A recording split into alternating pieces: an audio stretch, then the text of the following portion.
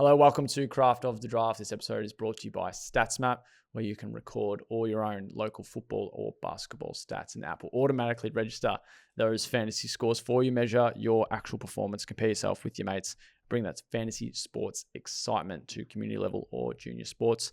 If you love your sport and want to see how your stats stack up, check out StatMap, available now on the App Store and Google Play. StatsMap, where every stat counts. And we are officially wrapping up the 2025 AFL Draft club by club analysis. Every pick taken from pick one in Willem Dersma through to the end of the rookie draft and some of the automatic listings.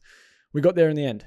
Yeah, we did. A club by club dissection. Looking forward to seeing how it all panned out for every club after so much action, so much excitement across the course of the season and so much coverage.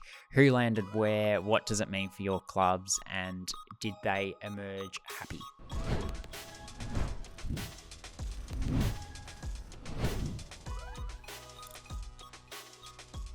We have officially finished draft season for 2025. The AFL Draft over. 60 picks across Wednesday, Thursday. The rookie draft, I think it was close. I think it was 15 picks, but actually just 6 really important picks. The other 9 being guys being relisted, and then a further 8 guys automatically listed. How you feeling? Yeah, it's a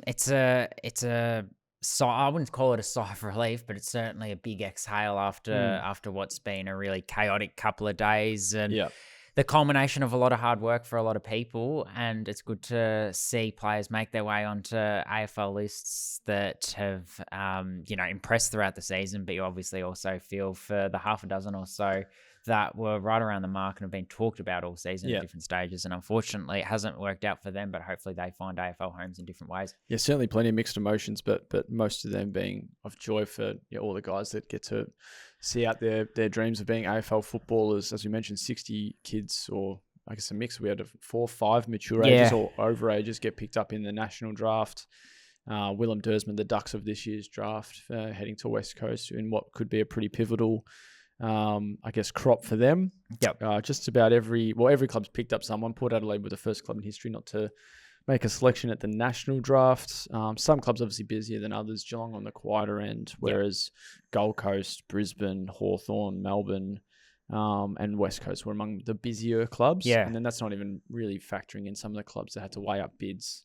Did or didn't. And there was obviously a lot of that throughout the national draft. If you haven't caught our immediate reactions and you're kind of keen to do so, we do have a couple of videos on Zero Hangers YouTube to go over, what our first thoughts were after each night. This is a club by club draft analysis though, so a little bit more in depth. We'll get into it. Adelaide first. Mitch Marsh and Archie Ludowick, the 2 players that they took at the national draft. Pick 22, Mitch Marsh. Pick 50, Archie Ludowick. And Cal Archie, they got through the preseason draft, which we knew was going to happen probably 5 weeks later than he would have liked. But as a whole, Adelaide forward reinforcements is clearly what they've gone for. Obviously, Taylor Walker getting towards the end of his career. We know that they do have a couple of really good key posts up there with Darcy Fogarty and Riley Thilthorpe as well. But I think Archie Ludowick adds a nice athletic mix into that. And Mitch Marsh has got the capacity to play further up the ground, potentially on a wing. But even if he is inside 50, he's also a ground level threat. So I like both players. I'm surprised that both players have gone to the same club to some degree. But they are different types of forwards at the same time. Yeah, well, it's funny. You look at the recruitment drive as a whole for Adelaide, and they've only picked up forwards, really. I don't know what the role is to be for Indy Cotton if you want to factor him in too, but Finbar Marley was a trade period acquisition, and then they pick up Cal Archie as an experienced small medium-sized forward, and then, like you said, they are differing forwards. It's not like they've picked up 2 of a very similar type in what is maybe not a exhausted list need for the Crows, but Ludowick at 50 would be considered one of the steals of the draft, and Mitch Marsh is a local prospect with tremendous upside and brings a point of difference that most forwards that come through the draft probably can't provide. So I like the double. They certainly had a number of options with them, but if you're going off best available to some extent, and not that the clubs usually do that at the late stages of the draft, but Archie Ludowick was certainly a standout after the first 49 picks. At some point you do sometimes have to go for best available when there's a massive bargain that's still on the board, as Archie Ludowick was. it was a great reaction on draft night, wasn't it? When we saw that he was picked up and there were the nerves, because obviously it did get a lot later than he probably would have expected, but it was good to see him get picked up in the end. And yeah, I guess the one thing I'd say from an Adelaide perspective is a ready-made midfielder wouldn't have gone astray. Angus Anderson, we know, was picked up. Could they have got like a Fred Rodriguez or someone that could have come in and played immediately? That would be the only thing that I would query from an Adelaide point of view. But yeah, they got two players that were anticipated to go a fair bit higher. Yeah, so all in all, pretty strong. It sounds like they did not try to get Dyson Sharp from Essendon. Yeah, I think there's a report they had a couple of first-round picks to move in and potentially get the Lark medal winner, but wasn't the case. Obviously, as far as dream recruits, he would have been at the top of their list, but it was such a wait-and-see game for them, just given where they were starting in the draft and maybe what they just wanted to make sure they got done on top of that. Roll over to Brisbane. The reigning premiers picked up Dan Annable as an academy prospect at pick 6. They got West Coast NGA prospect Kobe Evans at 38, another WA boy, Cody Curtin at 43, and then Ty Hayes among those mature ages we spoke about just before at 44 overall. We'll start at the top, and probably don't need to talk about Dan Annable as much, just given what we have done at length and what Brisbane fans will already know. But they get a prospect who, much like the Ashcrofts, Sam Marshall, Jasper Fletcher, Ty Gallup, will certainly contend for a starting spot if he can, and is one of the more ready-made players. It's just a matter of where he can actually fit into a long list of a midfield pecking order. Absolutely. A Josh Dunkley clone. I think what was really interesting from a Brisbane perspective is they came into the draft. Obviously, we knew about Dan Annable, but they also had Isaac Waller, Jackson Bridge, and Ty Prindable. They ended up overlooking Ty Prindable, and then they didn't list either of those other two boys. They ended up looking elsewhere to get their talent and were able to bring in players that perhaps suited list needs as they saw a little bit more. But I think we know with the Lions that they're pretty well balanced overall across the board. The one that I really like is Ty Hayes on the wing. I think that's a really great story. First season of VFL in 2025, great scope for improvement as someone who's able to take a really strong overhead mark and is very, very disciplined and a hard runner as well. Unfortunately, he was injured towards the back end of the year when he was starting to gain some momentum. But having said that, what he showed when he was on the track was very compelling and got him a state combine invite, and Brisbane ended up pouncing, so he stays in Queensland. Yeah, it's interesting to hear Steve Canol say that was probably an area they don't have a lot of depth in. Yeah. I think like with the wings for Brisbane, it can be maybe more of the inside midfielders that just aren't featuring on the wing inside. Yeah. In saying that though, they've got numbers with Wilmot, Coleman, Fletcher. I guess McKenna's pushed forward a little bit, but Zorko and how they fit all those guys in next year. Yeah. You'd just like to think maybe one of them pushes up to the wing if they do want to try and name all of them. So it's not to say they don't have outside options, but I think they're certainly just looking for some reassurance for the long term and a pure wingman option in that. Cody Curtin, a player whose form certainly falls and rises, but at his best, he was a commanding key forward, and he has shown an ability to play as a key defender as well. Yeah, it's really interesting because I think the player that has most been compared to Cody Curtin by those who like him has been Harris Andrews, and he gets the opportunity to learn off Harris Andrews because there have been question marks over Cody Curtin over his lack of speed and his, I guess, defenders would say that Harris Andrews doesn't have speed, and he's been able to be really effective in the modern game. So that's certainly one to watch, and I'm sure he'll enjoy learning off Harris Andrews, whether that be in defense or whether that be playing on him one-on-one when he is playing as a forward. Kobe Evans, the other pickup. I'm glad to see him go at pick 38, an AFL Academy prospect. I think the few games that he did play out west this year were really, really compelling. He just didn't get any sort of rhythm or continuity, but too much excitement to overlook. Yeah, for sure. Obviously, the Lions also pick up Lincoln McCarthy, as did Adelaide with Tyler Walsh, the rookie draft. We're not really going to include them too much, just given that they're relisted players. We'll roll on to Carlton. Harry Dean at pick 3, Taylor Byrne 45, Jack Ison at 47. Obviously, those bookended selections were assumed. The Ison one probably a bit later than many might have thought, and that really just worked in Carlton's favour, allowed them to shuffle their spot around on a number of occasions. Obviously, they entered the draft with picks 9 and 11, really bolstered their 2026 draft hand with Cody Walker in their sights for next year. So that's going to be a big tick. But as far as their 2025 crop, they get Harry Dean as the best rated key defender and a prospect who could be playing quite early into next year. Taylor Byrne, a hard-working conduit, high half forward, can also roll and push around, create some space in that front half. And then Jack Ison, a bit of a medium-sized forward, good mark. It can be a bit of a lively threat in the front half too. I think what was really interesting with, you talk about Jack Ison there, but with some of those players that were in the mix to be bid on early on the second night, was you probably had, and to take nothing away from some of those players that were in the first 10 to 12 selections, they were probably entering the draft scene as tier 5, tier 6 players, and then they ended up coming up and really surprising a few as clubs seemed to target list needs at that point. And then what that enabled the clubs like Carlton to do, Collingwood with Zach McCarthy and a few others, was it meant that those academy and father-son prospects ended up slipping down, which made it a lot easier to match bids, and in some cases slipping past 37, which meant they didn't need any points at all to match bids. So yeah, big bonus for Carlton. Jack Ison ripping pickup, I think, at 47, with how effective a kick he is and how much he impressed for Oakley in the second half of 2025. Collingwood we move on to. So they got Ty Prindable at pick 32. He is one of those players I'll probably talk about that was seen in that tier 5, tier 6 range. The talk was that Brisbane probably weren't going to match a bid, and they didn't. Ty Prindable ends up at Collingwood, and we heard them speak following night 2 of the national draft, I believe, about the fact that they wanted to bring in midfielders, and there was to some degree a focus on ready-made midfielders. Ty Prindable played VFL this year and looked really effective in the Brisbane Lions midfield with his clearance numbers and his clean hands. Obviously, Angus Anderson, best on ground in the Samford Grand Final for Sturt, so really, really impressive there. And then Sam Swadling, maybe less ready than those two, but certainly has been racking up big numbers out west, 30 plus disposals almost every week this year, alongside their next generation academy boy in Zach McCarthy, who will take some time. Yeah, so like you said, there was a big focus on midfield. Angus Anderson, one of the more surprising ones, just given he's one of those mature age boys, former Sydney Academy graduate, moved over to Sturt a couple of years ago and steadily built a career as not only an inside midfielder, which the Pies said, maybe when they were looking at him 2-3 years ago as a player for the Allies in 2022, he was just an inside midfielder, and he's adapted his game a touch. He's added, to his maybe aerobic capacity, and now he looks prime for AFL football.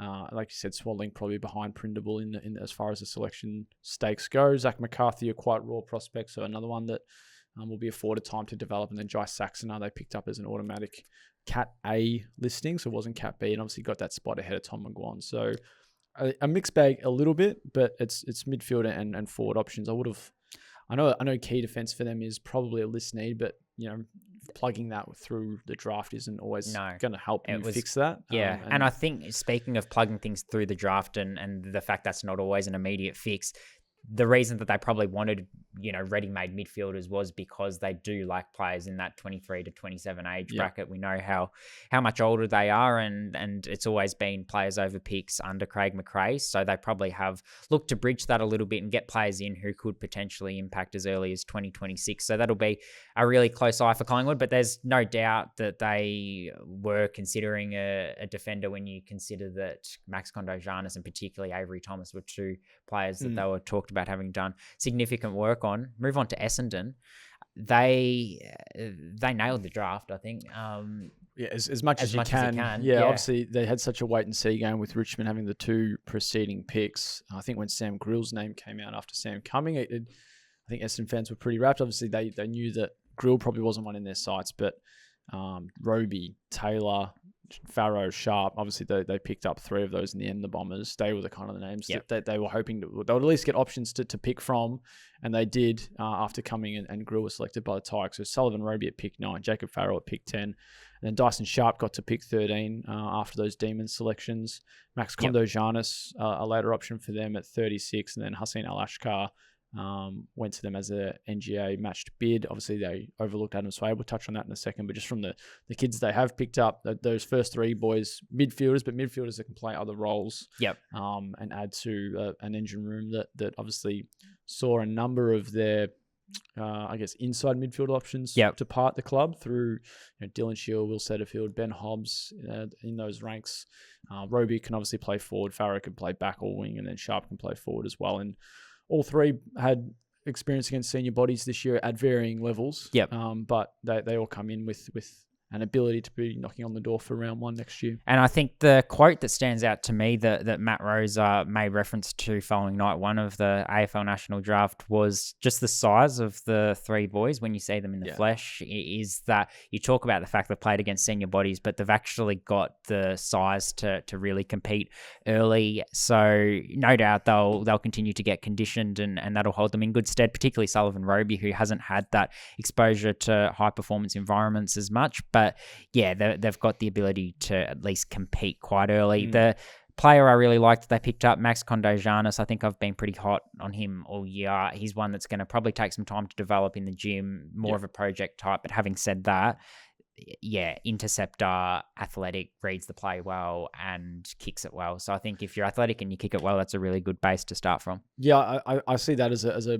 pretty clear list need for the Bombers. Like they've got a number of tall defensive options, but at 191, it's more of that middle option. Like outside of Jordan Ridley, I don't think they really have that. Like Zach Reid, Lewis Hayes, Ben Mackay are all that 2 metre tall new age key defender. And I think a player of Kondo's position would match really well with Jordan Ridley in the long term. Yeah, like a smaller Lewis Hayes, I guess, is one way to look at it. So, and as you said, there's no pressure on him playing early next year unless they have another 30 injuries like they did this season. But I like it. It was a really nice complimentary pick on top of what they did on night 1. And then Al Ashkar is always expected to get to Essendon. We didn't know if that was going to come on Thursday night or afterwards. But just adds to their small forward ranks, which lack a little bit. I think Isaac Kako will be a key part of that and probably the driving force in that area for the long haul. But another Calder Cannons boy and NJ product joins the Bombers senior list. Absolutely, and one they overlooked went to Freo, so that will kick us off for the Dockers. Pick 25, they bid on him at. And yeah, speaking to Adam Swade on Thursday morning following the draft, it sounded like he wasn't exactly sure whether a bid was going to be matched or not and knew there was the prospect of moving west. So it sort of conditioned himself for that possibility. And in the end, he's going to be playing on Optus Stadium and wants to make a real nuisance of himself for opposition teams.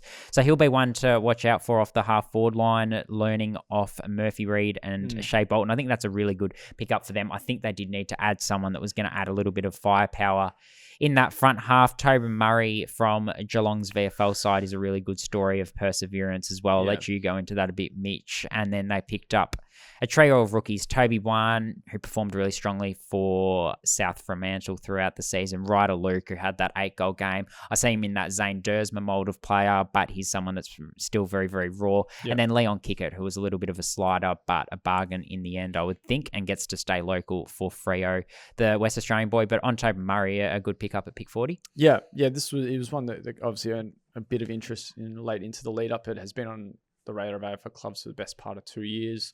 Last year's mid-season draft was a chance. Again, this year, the Dockers had been keeping tabs on him, but weren't, the interest probably wasn't peaked until the second half of this year. That they liked what they saw at the mid-season draft, but just didn't think at that point that he had such a strong finish to the year. And David Wall said there was that 5-goal game against GWS in the VFL that really just flicked the switch for them and thought, this is a guy we want.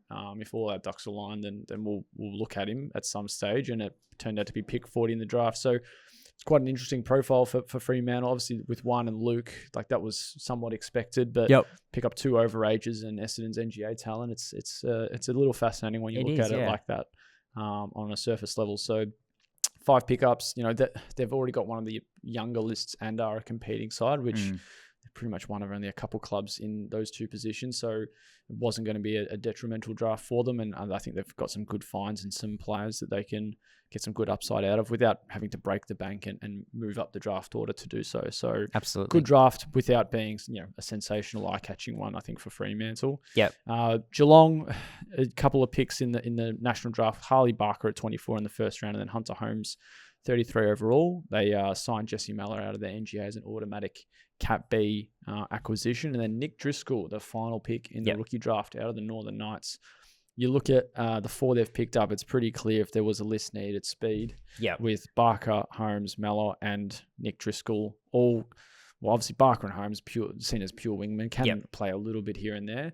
But then Mallor and Nick Driscoll both rated as forward midfielders or midfield forwards who offer some pace and some excitement in the front half. So it was pretty clear that they wanted to tick a couple boxes. They might have done so on 2 occasions in each. So it is quite interesting to see the profile of players they brought in, but it certainly shows you where the game's heading and where Geelong certainly see the game heading as well. Absolutely. And I think it's the 13th consecutive year that they've brought in at least one player from the Geelong Falcons, with Jesse Muller coming in. But I thought that they would target a key forward, at least one there, just to offer support for not to offer support for the aging Jeremy Cameron, but to potentially take the mantle off to some degree. Jeremy Cameron, we know that's their big shoes to fill, but at least provide some extra assurance for Shannon Neal, who we know is going to probably lead that forward line and looks like he'll do it with great conviction in the next few years or so, because he has shown great promise, but you probably do want someone else with height up there, and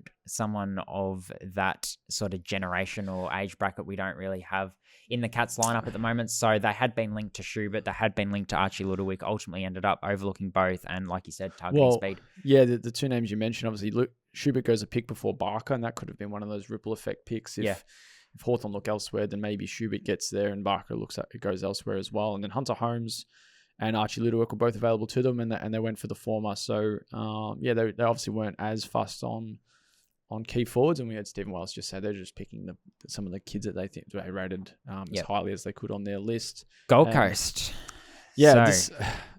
Quintet. Yeah, absolutely amazing effort, really. I don't know how they've done it, to be honest, without having to trade in a future first rounder. But Zeke Gilland at 2, Dill Patterson at 5, Jai Murray at 17, Bo Adensall at 18, Kobe Coulson they matched a bid for at 46, and then on top of that they got Avery Thomas in at 28. It's a great draft haul. Obviously, we knew they were going to get some great kids. We didn't know if they were going to get all of them, but somehow they've done all 5 plus Avery Thomas. Like I said, don't know how they've done it without, a lot of trades got done for the Suns, but they've managed to keep their 2027 first rounder, given they don't have their 2026 one. So overall, they must be wrapped. I think a lot of credit to Cole Burns and the team at the Suns for being able to manufacture those trades and ensure that the point situation was all okay, because they would have had to have been across a lot of different things, and how many points were they going to end up with? How much were some of those later picks going to come in based on where some of the other bids were going to come for some of the other prospects, and therefore would they be able to get the job done with their current hand, or were they going to have to continue trading in? So well done overall. I think in some ways Dylan Patterson's still a steal at pick 5, which is unbelievable to think about. We thought that Bo Adensall might have been the one that gave, if anyone, but the fact that they were able to get 4 inside the top 18 just shows you how shrewd and agile they were on draft night.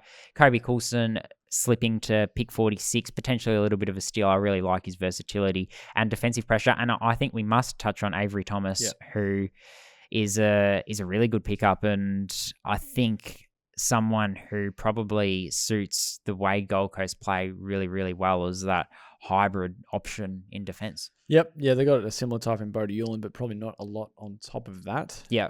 Does he offer a bit more athleticism than Bodie? Maybe. Yeah, maybe. A bit more on the offensive end for sure, I think, than what Bodie does. So, a point of difference for sure. But certainly an area that they maybe thought just if we need it, add somewhere, given that Murray, Patterson, Newland, or flank options, Adensall midfield. Coulson can certainly play a number of roles as well. So maybe they just wanted to get the boys in and then maybe assess what other options they had. And Thomas was that.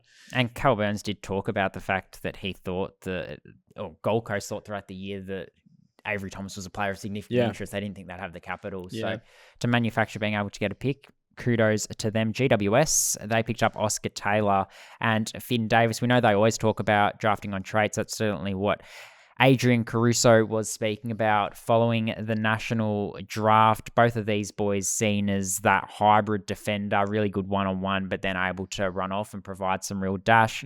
But I think there's a view from the Giants, certainly based on what Caruso said, that both players can play deeper. They'd be confident for both of them to play as one-on-one defenders, lockdown types, and then they'd also could see potentially the opportunity down the line for Davis and particularly Taylor to go into the midfield and offer a little bit in there. And neither of them have necessarily done that yet, but that's certainly an option for both down the line. So exciting players, and I think very GWS players.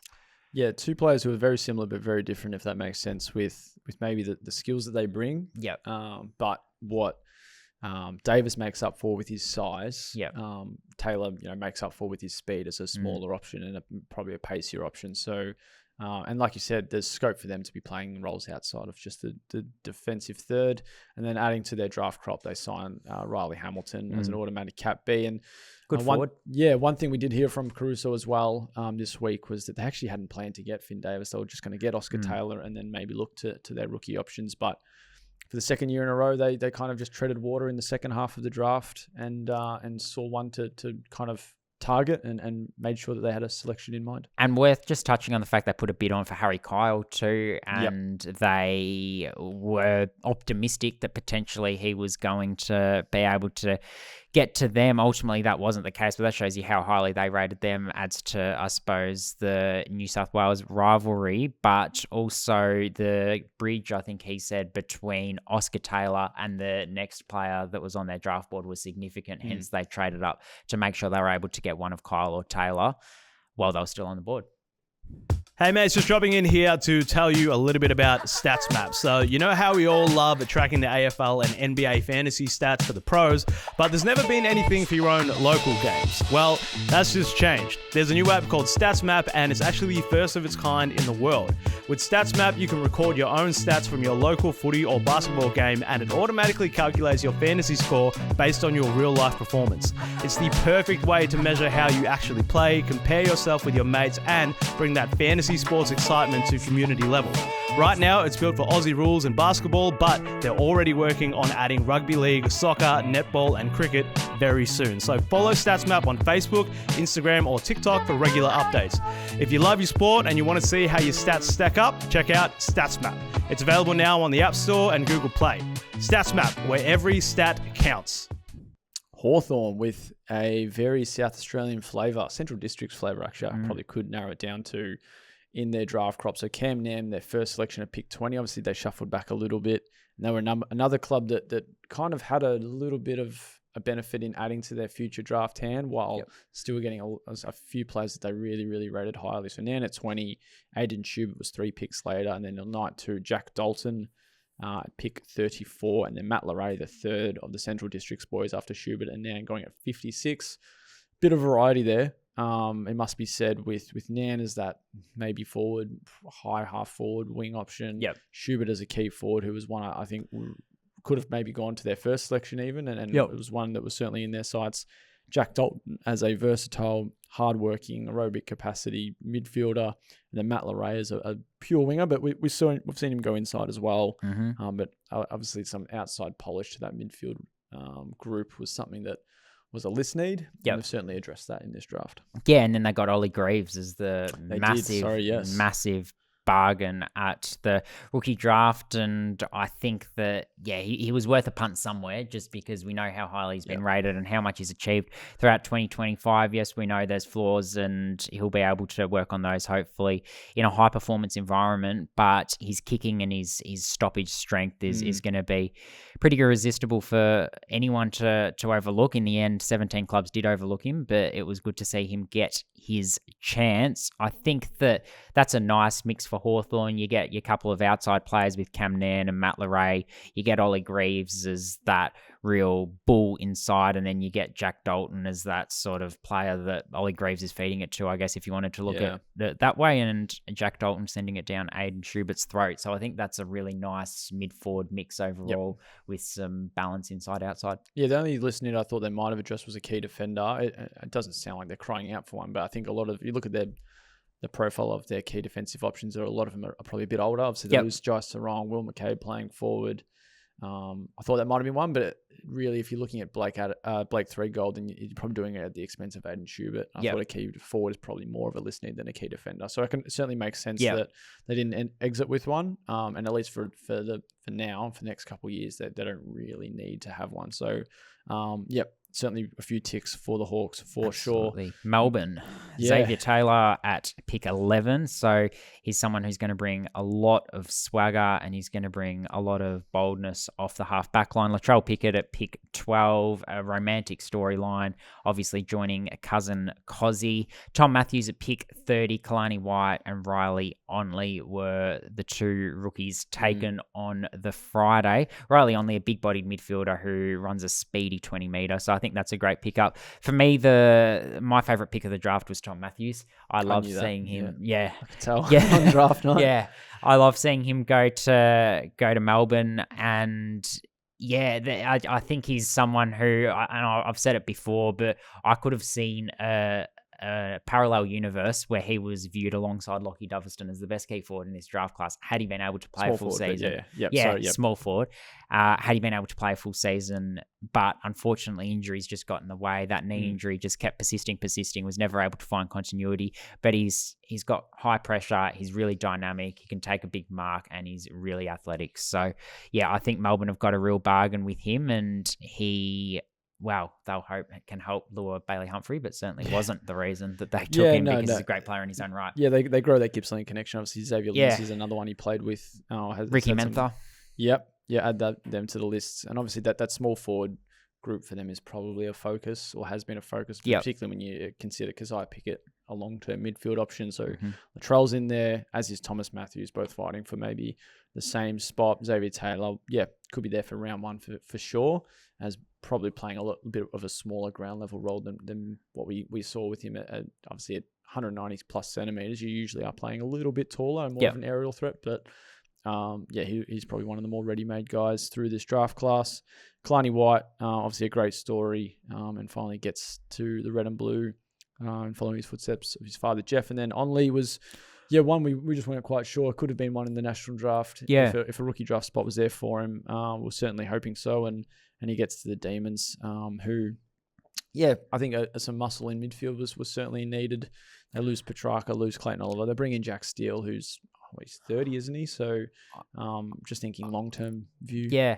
I actually think that Riley Onley, thinking about it, is actually a really smart acquisition, and obviously an opportunistic acquisition because they wouldn't necessarily have forecast that he was still going to be there in the rookie draft. But it's not often that you're going to play multiple big-bodied midfielders in the same midfield.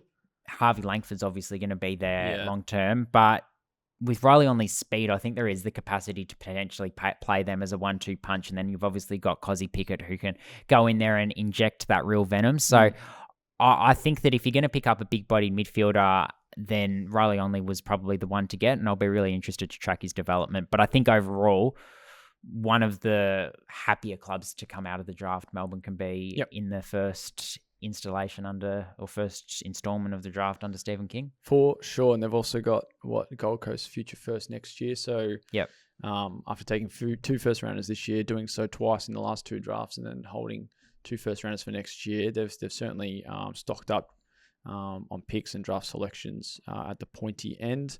North Melbourne, 3 selections: Lockie Doverston at 16, Blake Threadgold at 26, Hugo Mukunda at 48. I think when you're talking about just take the group and then kind of average out the quality of player and pick, that North Melbourne have quite a good return with 3 selections, a good mix of players. And certainly suiting list needs. Lockie Doverston, they just needed that little bit of extra spark ground level as well. Like Zerha and Curtis offer power and X factor, and while Doverston is an X factor player too, I think it's just more that speed and the point of difference once the ball hits the deck. Blake Threadgold, hearing from Will Thursfield, they thought that just a little bit extra key positional help. Like they know that Will Dawson and Matt Whitlock can play at both ends of the field. Threadgold, while they said can play forward, he comes in as a raw key defender and one they rate really highly, and they're very happy to have left over from night one. And then Hugo Mukunda, one of the Craft of the Draft's favourites, got there at 48 as a conduit link-up, pacey, agile front half threat. I think the one that's really good for North Melbourne, I mean, they all are, but Lockie Doverston, and not to put too much pressure on him, but I don't think he'd mind it anyway, but he's got the potential to really put them on the map in a way. They're a club that probably hasn't had that player that you get behind, that cult hero that fans can really ride the bumps and waves with. A small forward who gets under the skin of opposition if he's given the opportunity to succeed in the right environment, I think has the potential to be someone that fans love, opposition players and fans dislike, and could be that player that, in a way puts them back on the map and is the face of the next generation. And I think he'd really thrive with that attention.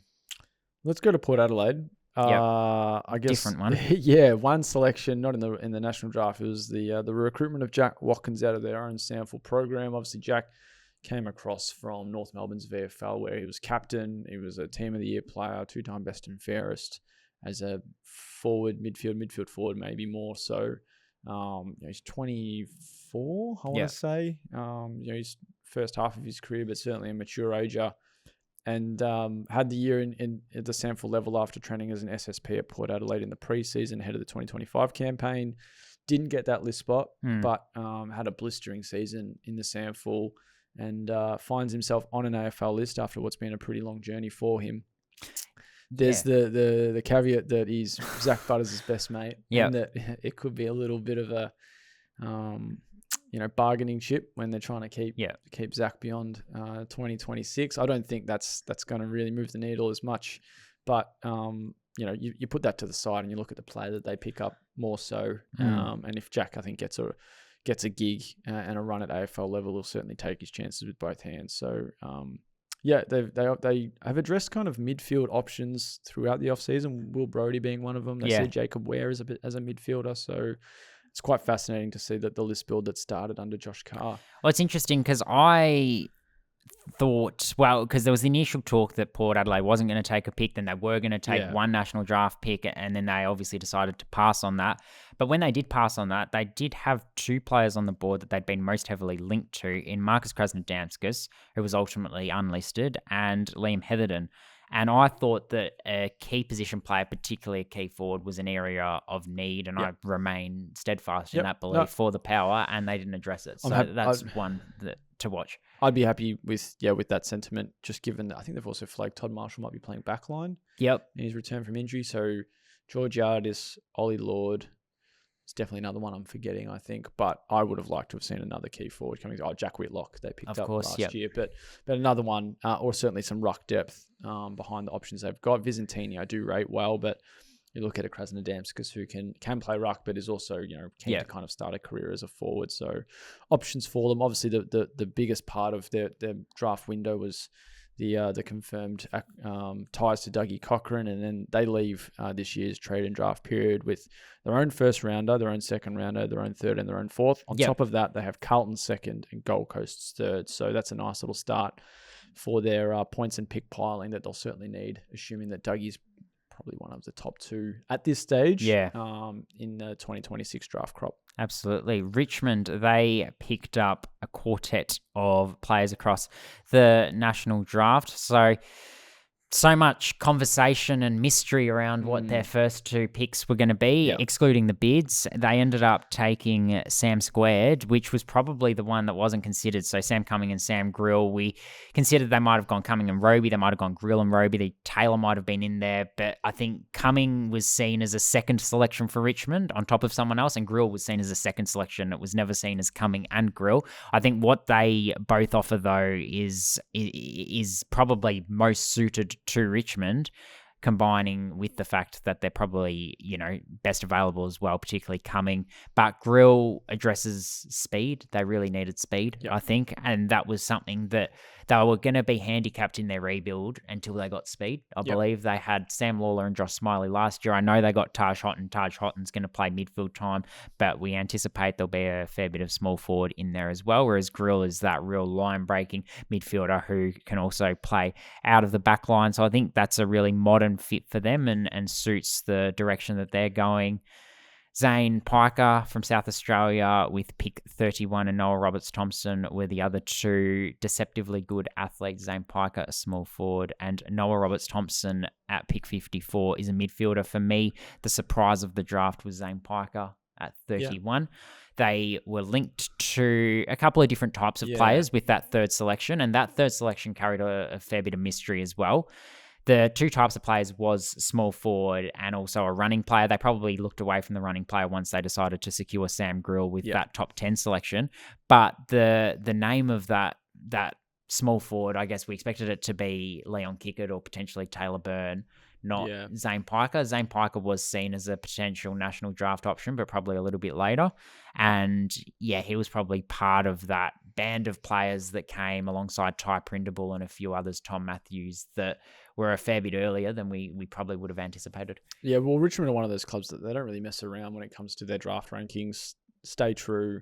If they've got the pick and the players there, they just use it. Sometimes they don't have to worry too much about trading out and trying to hope that they get them later. They just want to make sure that they get the best players available to them if they've got said list spots. And obviously, after night one, we heard Raikishan just say that they knew they were coming away with a really good player. They had to wait 5 or 6 selections on night 2, but Pike was obviously one that they had circled as no matter what, if he's there and maybe 1 or 2 other guys aren't, then his one will take away. So big tick there. Noah Roberts Thompson, the other one to finish off at pick 54, another SA boy on top of Cumming and Piker, and obviously Louis Callaway, not the one that got picked up in the end from Sturt. So certainly a factor there, but they were as honest as they could be throughout the whole process that, things had to go a certain way for Louis to be a Richmond player this year. And as much as they rate him and as a person and as a player, they just had to make sure that they were doing,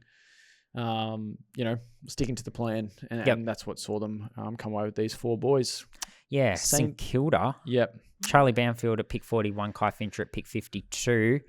I think that Charlie Banfield was a really nice selection. In particular, obviously someone that they see as a hard-running winger who's got the capacity to play off the flanks as well, but we know he can win the hard ball. He did it in the Waffle Colts Grand Final and was really, really impressive.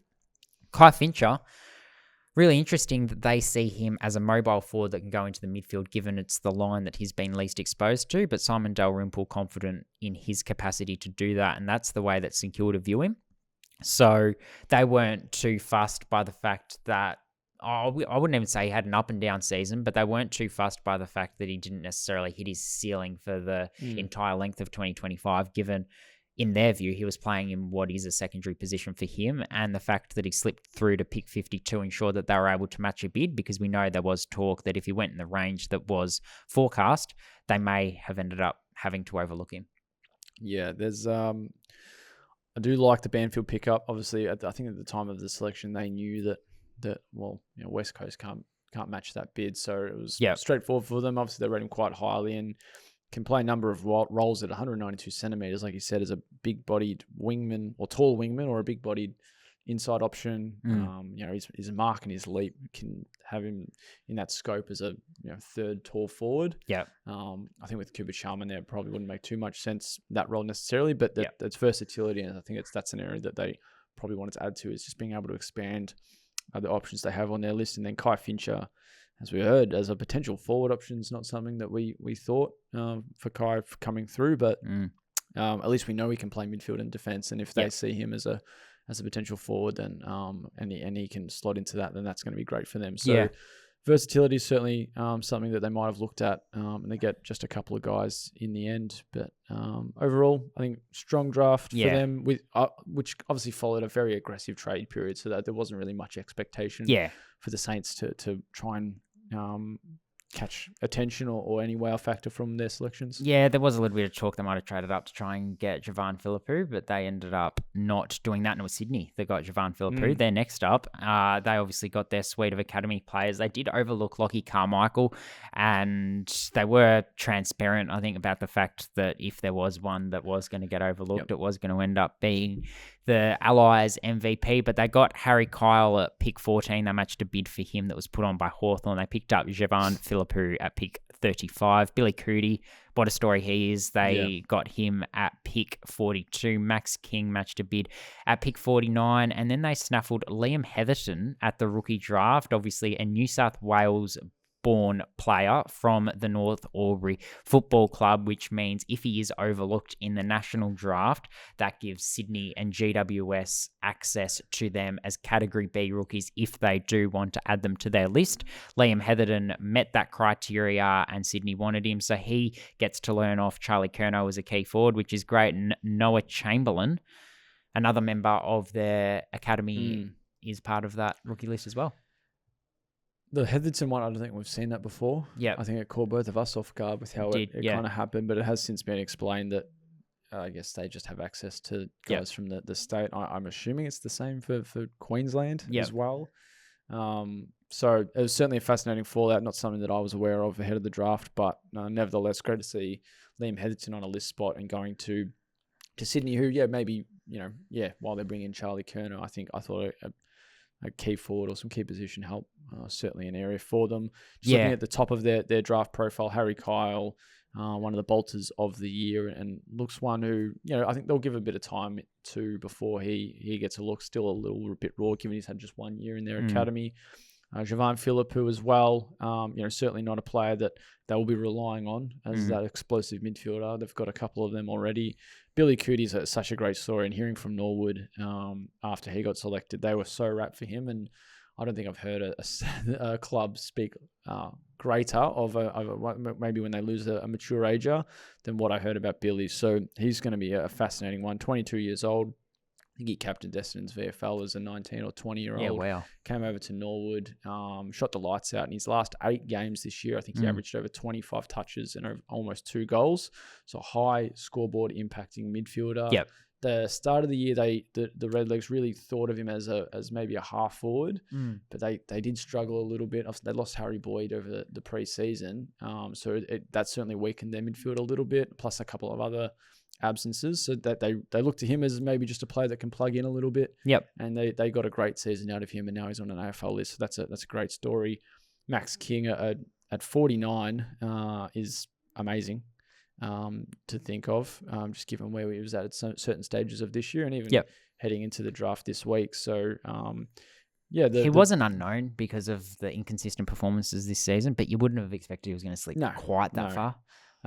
So, it kind of eased a little bit. Obviously, they didn't match the Carmichael bid, but it eased a little bit the amount of pressure on their points and matched bids to some extent. But obviously, the Kyle one at 14 certainly got things off to a funny start when GWS made their move, not only trading into to pick 14, but then putting a bit on Kyle. So, look, they come away with 3 academy boys. They come away with Philippou, which is a great get. Billy Cootie's a player who obviously they put a lot of work into, and then Liam Heatherton as well. That's a really nice draft crop for the Swans. So, well, I had Liam Heatherton in my top 10 at the start of 2025. That's how highly I rated him, and still do. We just didn't get to see him do what I expected him to do. So that could be a real bargain for Sydney. We'll wait and see on that one. West Coast, they were a club that needed to really make the right decisions at this draft, I think. And I probably left last night thinking that by and large they did, but they would have loved one more contested ball-winning midfielder, and then they were able to get it at the rookie draft. I think the Fred Rodriguez pick of the rookie draft just rounded out their crop so nicely. So overall, they get Willem Dersma, who, yes, we know he wants to be a midfielder long-term, but in the short term, he's not that crash and bash. And even in the long term, it's to be seen whether he becomes that real crash and bash midfielder or whether he's more of that, outside smooth moving type. Then they get Cooper Duff Tytler at pick 4, really important to add to their tool stocks, whether they see him as a forward to complement Job Shanahan in the short term or the long term, or whether they see him in the long term going into the ruck. Either way, they needed some support there. Josh Lindsay, a great acquisition at pick 19. I thought they've got Tom McCarthy, who they got at the mid-season draft with the first selection as a halfback. He's since thrived in the midfield, so we don't think that he's going to play much halfback in the future, so they probably needed some reinforcements there. Josh Lindsay provides exactly that, the best ball user of his draft crop. Sam Allen, a really shrewd pickup, I think, because he is someone who is so modern with how athletic he is and how good he is in transition. Tyler Williams, obviously their NGA, they would have been wrapped. He slipped through to 39, given the rumours he might have got bid on in the first round. And like I said, Fred Rodriguez, someone who could play AFL footy next year and is a natural ball winner and is not afraid to put his body on the line. That's a really, really good 6 players to be coming away with, I think. Yep. Yep. Tick, tick, tick, tick, tick. Sam Allen may be my favourite selection of the draft. Okay. Obviously, a lot of questions around not having the list spots for Banfield and Evans to a degree as well. Obviously, I think the Evans one came ahead of the Williams selection in the end. So there was a little bit of tossing and turning that the Eagles had to work through to an extent. But given the additional rookie list spots, they could have delisted an extra player here or there, picked them up through the rookie draft, and had the primary list spots for an Evans, a Banfield, and obviously they didn't get Wes Wally as a rookie on Friday either. So for what many might have thought, might have been an obvious draft haul with Dersma, Duff, Tytler, Williams, maybe Banfield and Evans as rookies, or at least late national draft selections with match bids. The Lindsay one and the Allen ones were the surprises, but overall, I think it's a great draft crop. I don't think that there should be much to be annoyed about from a West Coast point of view. They had to do a little bit of trading to get into the selections that they want, but they still end up with more picks for 2026 than they started with, given they've got all of their own, plus they've got Sydney's third and the Dogs fourth. Yep. I think they just traded away St Kilda's second that they got through the trade period. So overall, I think that's a winning draft period for them. Absolutely. The Western Bulldogs. Let's finish this off with the Dogs. Lockie Carmichael at 21 from Sydney's Academy.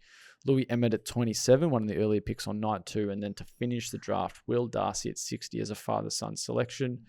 We knew the Carmichael interest was there in the lead up. We were wondering, when it would come, if the Dogs were going to be the ones to try and pull that trigger, and whether that would happen before, after, with King and Kyle all in the mix as well. So it worked out well for the Dogs, who had him rated quite highly, it seemed, compared to most others. Yeah, it did, and they were linked to a running half back, and they were able to bring one in. If it wasn't him, then it sounded like Josh Lindsay was certainly thereabouts, and they would have liked to have gotten him in if possible. But the fact that a bid wasn't matched on Carmichael, I think, suits them really well. The one that I was quite interested with from a Dogs perspective was the fact that they wanted to bring in a key position player.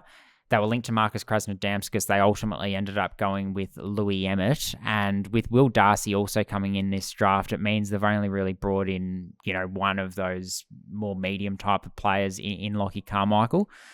And I just don't see necessarily key position as an area of need for the Dogs when you consider that they've got Tim English, Lockie Smith from a ruck perspective, and then up forward they've got obviously the best 1-2 punch probably in the game with Sam Darcy and Aaron Norton. And Louis Emmett, he hasn't been exposed down back. So they were asked after night 2 of the AFL National Draft where they see Louis Emmett's best position, and they were sort of open-minded about, he can play forward. He'll probably be exposed to defence in the VFL as well, and probably were really keen to rebuff the notion that at 199 centimetres he can't play in the ruck. They're adamant that he still can, so that remains to be seen.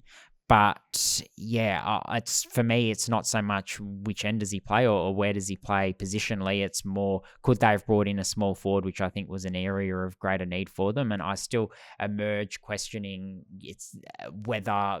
how deep they can go with the current crop of small forwards that they've got, just given how important an asset they are in the modern game. Yeah, I'm just trying to think. Below Waitman and West, they've got Artie Jones, Latham Vandermeer. I feel like there's another that I'm forgetting. Lockie McNeil, Josh Dolan's more of a push-up Cooper player. Hines. Cooper to some Hines degree is a powerful half forward. So they've got options. Yeah. I don't know if missing out on this draft will be too detrimental for them. I think there's a couple of nice smalls coming through next year, but they're going to be busy enough with some of the more trade period planning they'll have for 2026. The Emmett call. There was certainly a number of options for them there, but maybe they do see a particular list position for him there. And there's certainly good traits with his athleticism. Say that at least. And then Darcy, one of the more raw prospects in this draft, but if he gets even close to what his brother's doing at the moment for the Dogs, they'll be absolutely wrapped with that. So a good crop for the Dogs fans, and one that will certainly come with some fascination, but nothing that will shift the needle in 2026, I would have thought. Yeah. We'll quickly touch on, do you want to touch on some of the boys that didn't get picked up? Because I think there's, we got to see the rookie draft and a few that we thought would have been picked up as national recruits were taken in the rookie draft. But there certainly still remains a number of players who weren't. And whether they're SSP guys, I don't think that'll be the case. But no. They're just not quite there yet. Yeah. Noah Hibbins-Hargreaves, I don't really have words to describe how he didn't find a list spot. He's match winning. He's top 20 talent at his best, comfortably. So yeah, you just feel for someone like him who not only had been touted so highly, but probably expected to go as well, from all reports. So yeah, really exciting. Winger, half forward. I think everyone who follows the draft probably has seen clips of him kicking some unbelievable goals and doing some unbelievable things right when his team needs it. Marcus Krasnodemskis, one that we pushed quite heavily because the mail was that there were a lot of clubs that were really interested in him, and it sounded like there was an expectation from his camp that he was going to go as well. Unfortunately, that wasn't the case. The Western Bulldogs looked elsewhere, and there was some late interest in him from a few other clubs. Potentially it was a case of just underexposure. Maybe he gets another 6 months back at the Eastern Rangers, gets the opportunity to develop, and is that prototype 19-year-old key position prospect that's taken mid-season next year. That's what I was going to say. I think, that makes a lot of sense for clubs who are interested but had some other things in mind, that if he can get an overage role at Eastern, SSP is probably not the spot for him, but I do like the come around next year. And we know that less and less clubs are taking rucks at the national draft. There are only 2 taken at the national draft, obviously Louis Emmett and Cooper Duff-Tytler, and there's even questions with both of them about whether they're going to develop into pure ruckman, and I'm not sure if there were any taken at the rookie draft, but none spring to mind. There's none. Yeah, the others, Tom Blamire is a bit of a surprise. The Fothergill Round Mitchell medalist was probably seen as the most complete and accomplished VFL footballer. In the end, the mail was that Tobin Murray was going to go, and then there was obviously a few others that went, but he's certainly unlucky. Potentially makes his way down to Tassie now, has been the mail, and will vie for a list spot down at the Devils. Obviously, we know if you play VFL at the Devils, you then potentially get a wildcard spot onto their AFL list. Yep. Then, some others like you've touched on, Wes Wally, you've touched on Louis Callaway, Tom McGuan you feel for, and Tom Burton as well. I think there's AFL traits there, so I was disappointed to see him miss out as well. Oh, that wraps it up. We're not stopping there for the year, though. Next week, we'll be looking at the best 2026 boys. Just a quick preview into what we, the names we'll be covering next year. Obviously, we mentioned a couple today with Dougie Cochran and Cody Walker headlining that crop. But I think for a lot of fans, they're kind of keen to know who's under that layer in the open pool as well, because there's a few other club type boys we'll kind of touch on it, and we'll look at who those are, but plenty of open pool guys, and I don't think it's going to be as compromised as this year was. Hope not. But obviously we've got 12 months to wait and see. So we'll look at that. We'll look at obviously some of the 2026 academy players and the squad that got selected in the last few weeks, because obviously it's been a busy enough period for 2025. We haven't quite had that chance. So we'll have another episode coming out next week before we wrap up the year. We might have another one on top of that. And then we will be into 2026. So thanks again for watching. Obviously, you can head to Zero Hangers YouTube channel for our immediate draft recaps. We've got presses from prospects and recruiters and list managers as well, if you haven't checked those out yet. Plenty of content still coming on Craft of the Draft's Instagram and Zero Hanger, and zerohanger.com.au for all our latest draft coverage still. And I think we'll have your best prospects, the 10 best prospects for 2026 is actually will be dropping in the next few days before next week's episode. So if you want a sneak peek, you can go check that out in the next few days. Anything before we sign off? No, let's do it. Good. Ciao.